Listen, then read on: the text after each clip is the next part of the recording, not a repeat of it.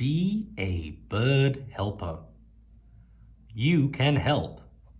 Some animals need our help. We can be kind to these animals. Sometimes birds need help in the winter. They cannot find very many things to eat. You can help them get food.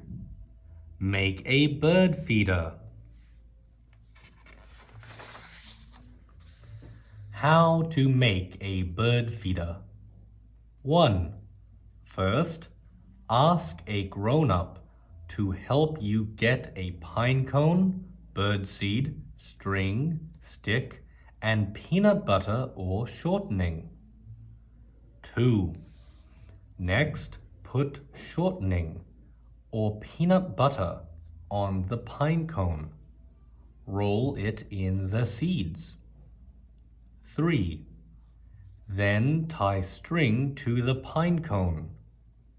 4. Last, put the bird feeder in a tree. The birds will thank you by eating the seeds.